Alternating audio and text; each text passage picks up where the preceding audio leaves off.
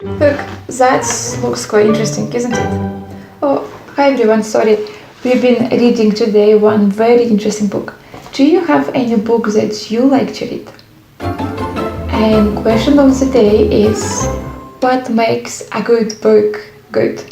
I actually ask all my friends around the whole world same question. Let's have a look on the answers.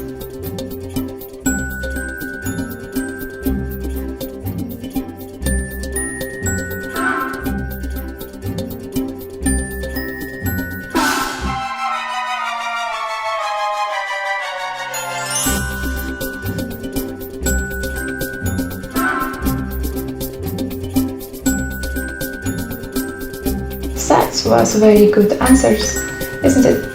But to be certain about what makes a good book good, I also ask our own experts from the Kids Church. Let's see what their thoughts about that question.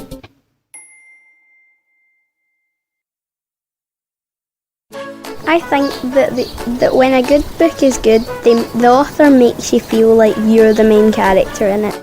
I think what makes a good book good is getting a book with no pictures so I can use my imagination. What makes a book so interesting is the title and the beautiful colours in the book. What makes the book interesting is the puzzles and connections in the story. What makes a good book good?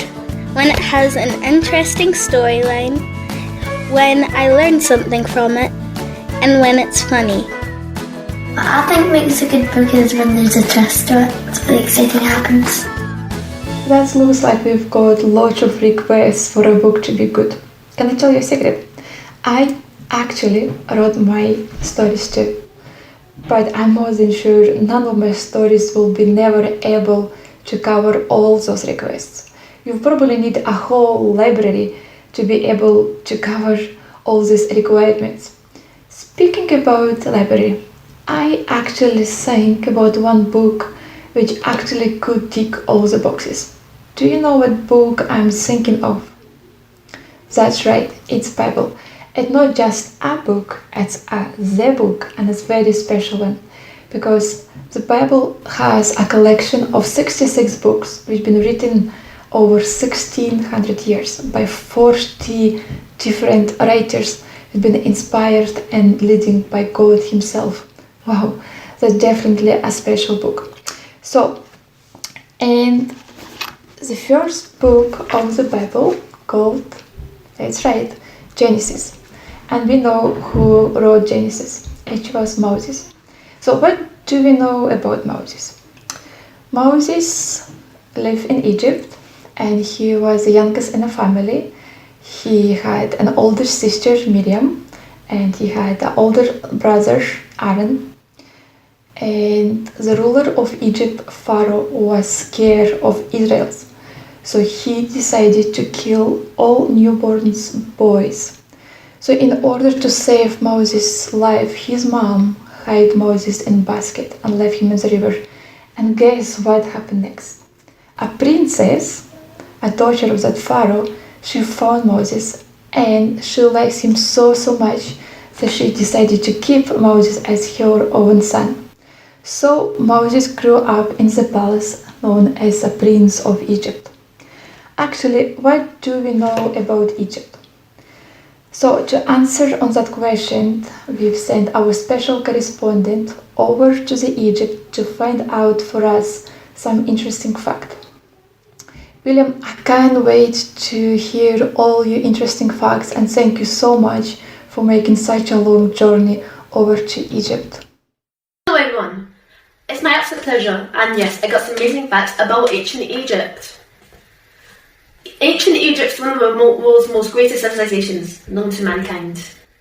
Also, Egypt was one of the most advanced civilizations for nearly 3,000 years, and also they invented the following: paper, pens, locks and keys, makeup, sunscreen, the wig, clocks, and even toothpaste.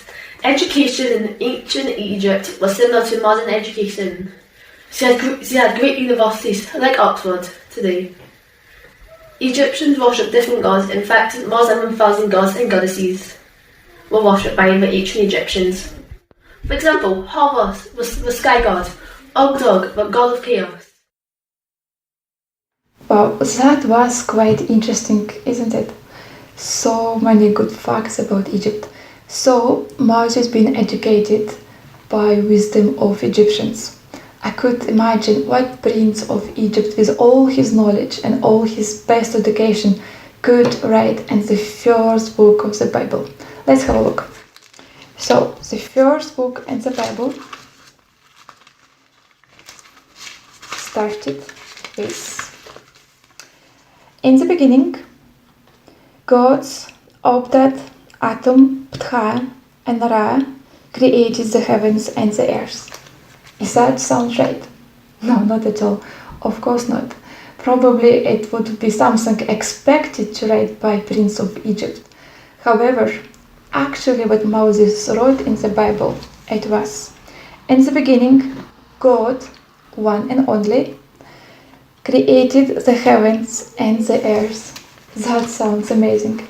It sounds like God himself gave Moses wisdom and knowledge, and he told him what to write in the first book of the Bible. And the story for today will be from Hebrews chapter 4 verse 12.